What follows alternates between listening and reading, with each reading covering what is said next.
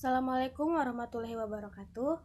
Nama saya Ayu Puji Lestari dari Program Studi Sistem Informasi kelas B semester 7. Di sini saya akan menjelaskan materi mengenai sistem ekonomi Islam untuk memenuhi mata kuliah Pendidikan Agama Islam 3 yang diampu oleh Bapak Mu'anif Ridwan. Di sini saya akan menjelaskan mengenai sistem ekonomi Islam. Pengertian sistem ekonomi Islam. Ekonomi syariah adalah salah satu jenis ekonomi yang tengah berkembang di dunia, terutama di negara yang mayoritas penduduknya beragama Islam. Penerapan ekonomi syariah berlandaskan nilai-nilai Islam yang bersumber dari Al-Quran dan hadis. Berikut adalah pengertian ekonomi Islam menurut beberapa ahli. Yang pertama, Yusuf Qaradawi.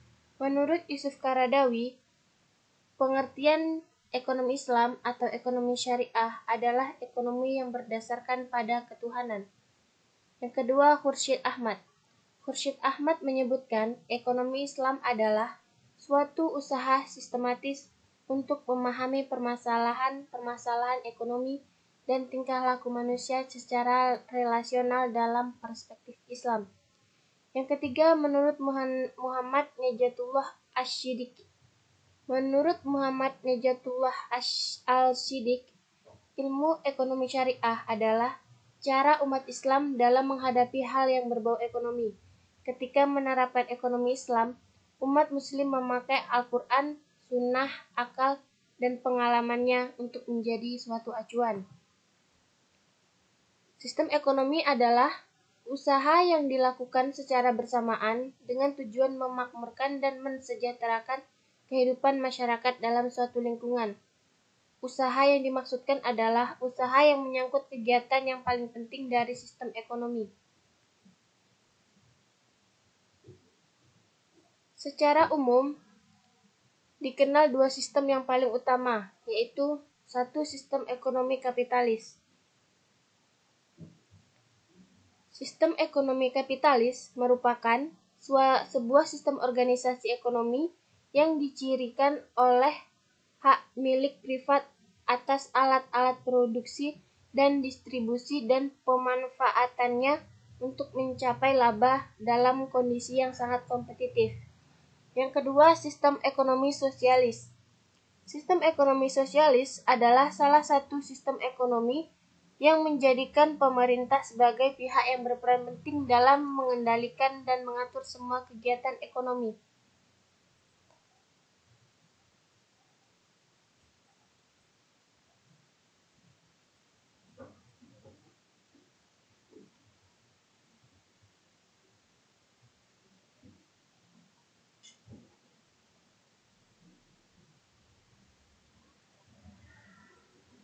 Sistem ekonomi syariah menerapkan prinsip kebaikan dari sistem ekonomi kapitalis dan sistem ekonomi sosialis.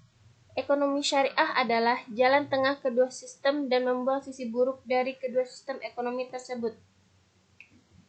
Yang kedua, tujuan ekonomi Islam. Tujuan ekonomi Islam tidak bisa dilepaskan dari tujuan penciptaan manusia di muka bumi. Karena kegiatan berekonomi tidak bisa dipisahkan dari aktivitas manusia di muka bumi. Inilah mengapa Islam mengatur segala sesuatunya yang berkaitan dengan aktivitas manusia dalam berekonomi. Tujuan dan nilai-nilai ekonomi Islam adalah: yang pertama, kesejahteraan ekonomi dengan berpegang pada norma moral. Yang kedua, persaudaraan dan keadilan. Yang ketiga, kesetaraan distribusi pendapatan. Yang keempat, kebebasan individu dalam konteks kesejahteraan sosial. Mekanisme pasar menurut Islam. Pasar adalah tempat bertemunya antara penjual dan pembeli dan melakukan transaksi barang atau jasa. Pasar merupakan sebuah mekanisme pertukaran barang dan jasa yang alamiah dan telah berlangsung sejak awal peradaban manusia. Dalam Islam, pasar sangatlah penting dalam perekonomian. Pasar telah terjadi pada masa Rasulullah dan Khulafaur Rasyidin dan menjadi sunatullah yang telah dijalani selama berabad-abad.